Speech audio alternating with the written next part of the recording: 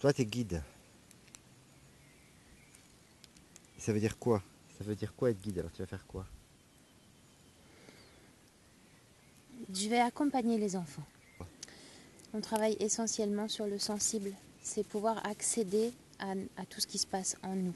C'est quoi le sensible? C'est quoi qu'est-ce qu'on appelle le sensible?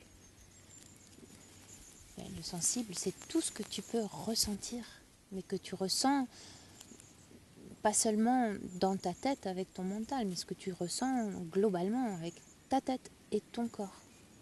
Par ce biais de pédagogie perceptive, on se sert non seulement de tous nos sens, de sentir, toucher, goûter, entendre, voir, mais c'est plus que ça, c'est aussi ressentir par le corps ce que ça fait en nous, ce qui se passe en nous. Parce, par exemple, ça veut dire on est au milieu des arbres, le soleil se couche, il n'y a pas un bruit, il n'y a que les oiseaux qui chantent, il y a les petits fils d'araignée qui scintillent au soleil. Tu observes, tu vois, tu passes, tes yeux balaient le champ et tu vois plein de choses, tu entends les choses. Et puis c'est un moment se poser et se dire mais quel moment quoi, ça m'apporte un grand calme, une joie immense. Je suis tranquille, je suis en paix, c'est tout ça, je me sens bien. On va leur faire exprimer ce qu'ils ont ressenti, tout ce qu'ils ont ressenti.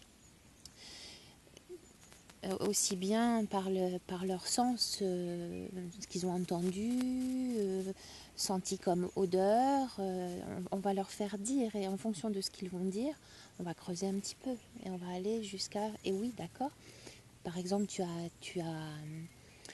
as vu qu'il n'y avait plus de lumière, qu'il faisait noir, qu'est-ce que tu as ressenti en toi? Qu'est-ce qui s'est passé en toi?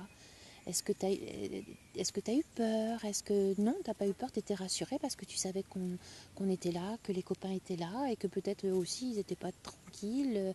Voilà, on va le faire parler de ce qu'il a ressenti à ce moment-là précisément. Euh, Toujours après ces expériences, on va parler avec l'enfant pour savoir qu'est-ce qui s'est passé, qu'est-ce qu'il a ressenti. Il faut qu'il le verbalise et en fonction de ce qu'il va dire, on va lui permettre d'être plus précis, de dire exactement ce qu'il a ressenti. Et là, il prend conscience qu'il s'est passé quelque chose d'important. Le message que les enfants vont délivrer sera forcément différent de ce qu'on pourrait avoir en temps normal, qu'il répète des choses qu'il a entendues ou que voilà, que ses parents ont pu dire. Là, ça va être totalement différent parce qu'il aura vécu. Il aura vécu quelque chose, il aura vécu une expérience, un ressenti, une émotion. Il sera dans son sensible. Donc l'information qui va naître, qui va jaillir, sera juste et lui correspondra pleinement. Pendant les immersions, on va vraiment aider les jeunes à développer et avoir accès à leur ressenti. Donc leur ressenti, c'est vraiment ce qu'ils ont vécu, la résonance qu'ils ont à l'intérieur d'eux, comment précisément, pourquoi cet événement les a touchés et comment ça les a touchés, dans quel lieu de leur corps ça les a touchés et qu'est-ce que ça a engendré dans leur ressenti. Est-ce que face à tel événement, ils ont été mis en difficulté, heureux? Est-ce qu'ils se sont sentis extérieurs, proches? Donc dans tous les paramètres et avec tous les sens. Donc il y a plusieurs possibilités. Donc avant une immersion, on peut aider le jeune à lui poser des questions pour qu'il pose son attention sur certains lieux de ressenti.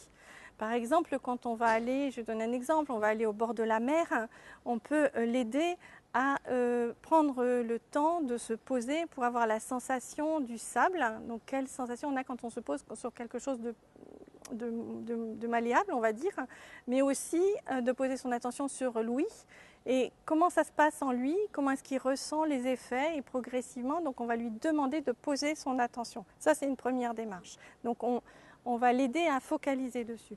Il y a une autre démarche qui peut être donc de le laisser découvrir tout seul et après, de lui demander de restituer l'expérience et de l'aider à la déployer. D'ailleurs, de partir d'un point où il dit là c'était bien ou pas bien, mais pourquoi, comment, dans quel lieu de toi ça a résonné. Et après, on peut laisser aussi un laps de temps qui permet aussi des intégrations.